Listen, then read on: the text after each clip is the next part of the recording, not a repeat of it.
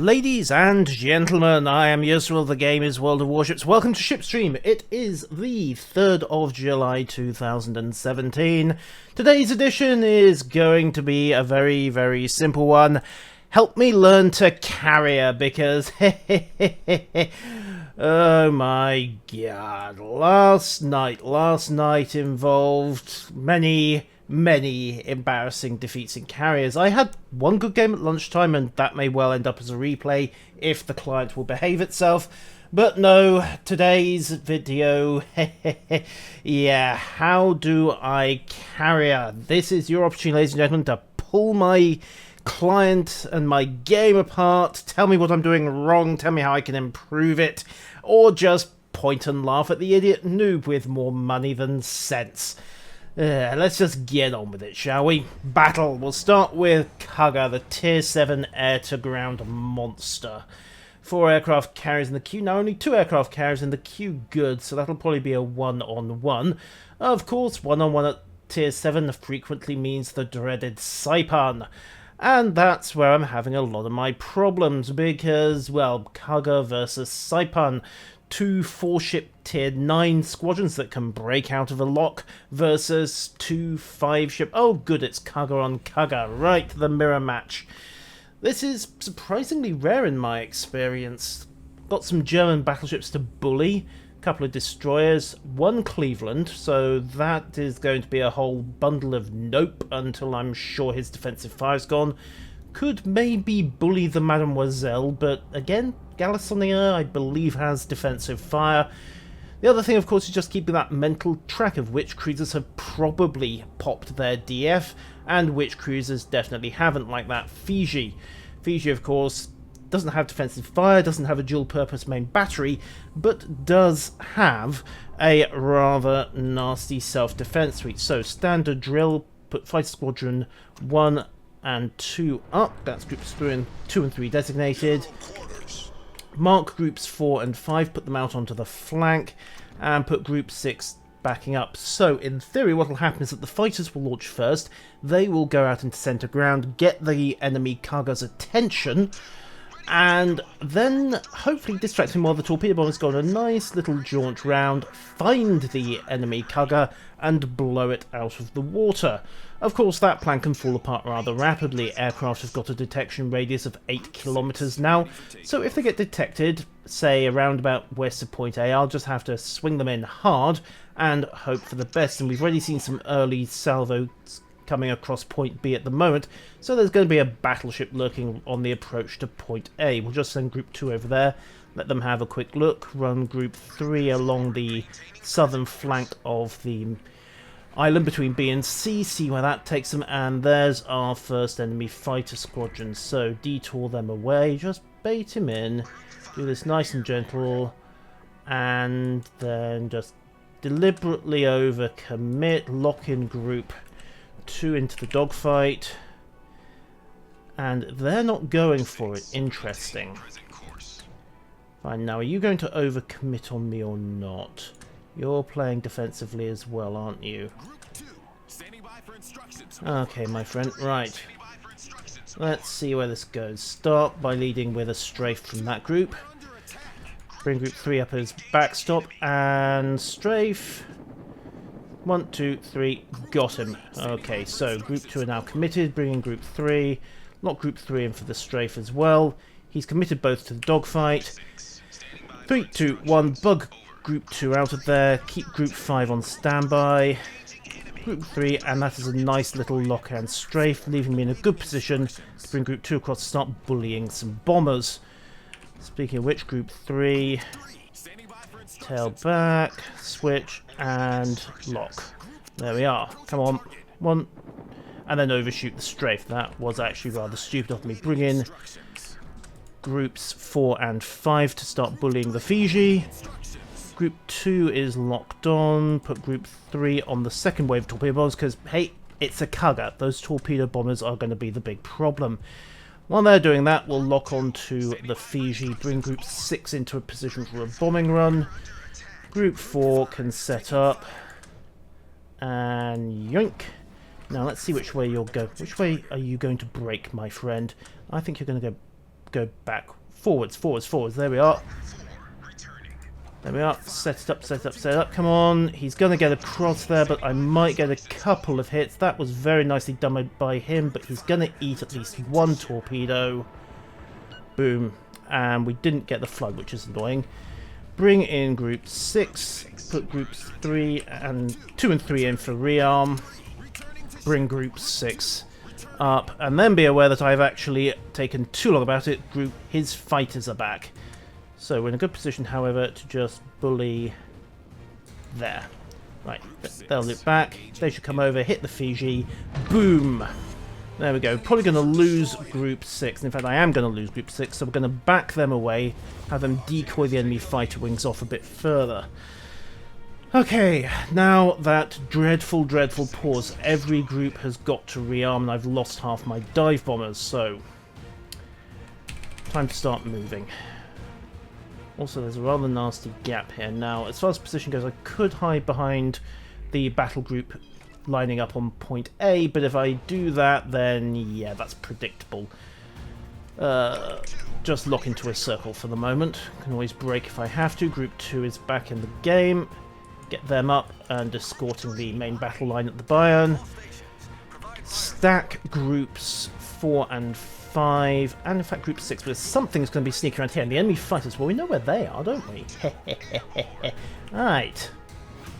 Now, the question is, does he have much left in the way of fighters? There's his Tirpitz. My last torpedo bombers are starting to launch now. I can stay defensive for a bit. Just see what his fighters are doing. Looks like they're closing up. Are you getting ready for a scrap? Yes, I rather think you are. In fact, yeah, there we go. That's it. He's trying to get some space control to bring in his torpedo bombers. So, straight overhead, and he's coming straight in for a strafe. So, line up, hit the group there. Now, this is going to be tight. I bought the strafe. Damn it. Okay, that was a miss. That was a mess. Target, and they didn't need me at all. And the Tirpitz, well, 8-2. Okay. He's ducking his bombers away. Locking the strafe again. Should just take them neatly over. And he crosses the strafe for reasons that I do not fully understand. And that's the second torpedo bomber squadron gone. Lock in the strafe again, target the fighters. Didn't need to. Group 3 up in support. Groups 4 and 5 are lurking. Just target groups 2 and 3 onto the dive bombers. Then go deal with the torpedo bombers here. Luckily, while he's staring at the at my torpedo bombers, that Mahon's coming around the corner. Hello! Oh, ow. That did not go according to plan, did it? Fine. We'll just do this the old-fashioned way. He is stabilised. Lock. Hello, Fraulein. Let's see how this goes for you. Probably better than you think, since you're going to accelerate. 1, 2, 5 hits. And a couple of flanks. He's going to have to control those. I can line up the bombers. Except that there's no point, because at this stage he is completely covered. He's going to get his defensive... He's going to get his damage control back before I manage to get Group 6 into position. So we'll stack Group 6 north of that right flank for the moment. Rearm, retrieve Groups 4 and 5, rearm the pair of them, and see what happens from there.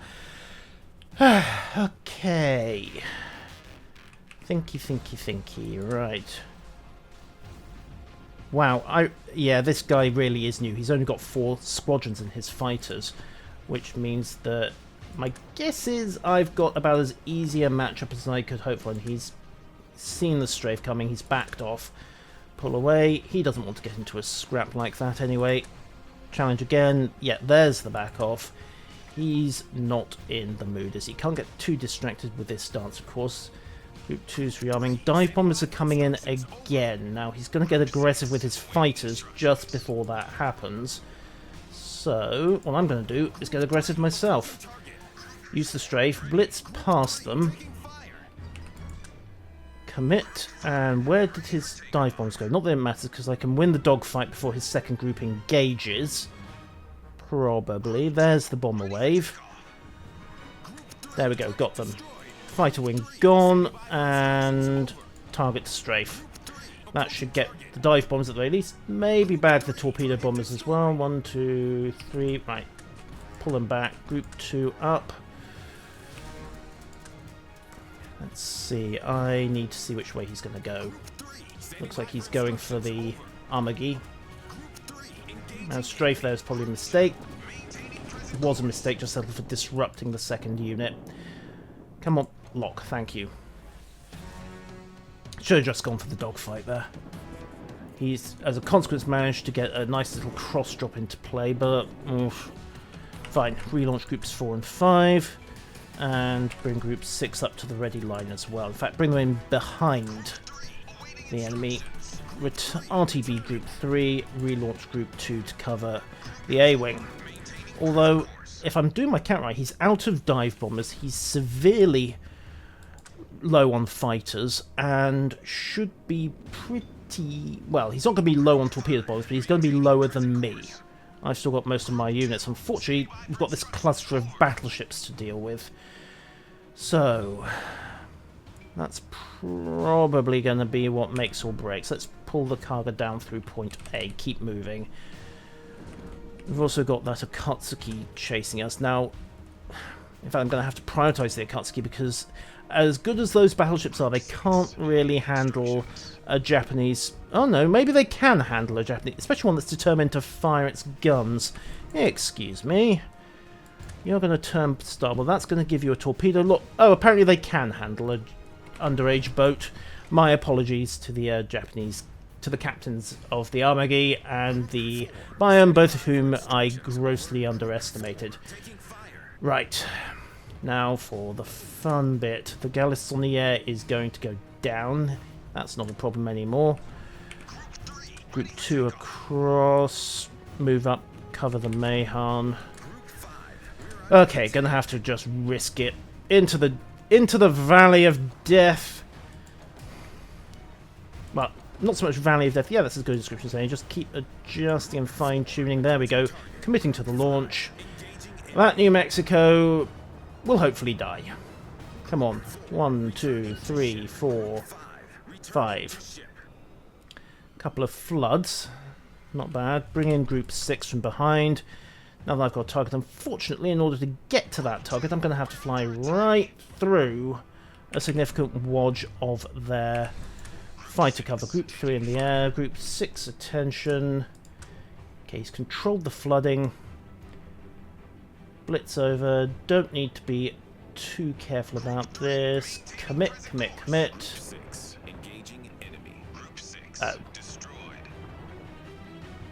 Well, so much for that plan. This is why I don't like the idea of doing an attack into a group of battleships like this. That was just messy, to say the least. Now, where's Group 3? Coming in, Group 2 are... took their sweet time, but they did manage to beat down that single enemy fighter wave. We'll just put Group 2 in position 2x. Oh, right, flooded anyway, so I needn't have bothered. Okay, well, that's broken up some of their flak, and in fact, the cluster is breaking up. There's still at North Carolina, but the Armagi is pulling away, so by the time I get the torpedo bombers back stacked and ready to go, they should, ha-ha, be in an interestingly awkward position. We'll bring Group 2 over into position, and that's the end of the game. Right. Well, that could have been worse. 85,000 damage, 11 torpedo hits, and somehow came in second. Oh wow, the Armagi bagged 26 enemy aircraft. That's what you get for not providing proper fighter cover. Oh wow. Okay, let's go again, because that wasn't too bad. Mostly, I think, thanks to an opponent who probably didn't know what he was doing. Didn't see much strafe, didn't see much lock and strafe tactics, didn't seem trying to break away from strafes too much either.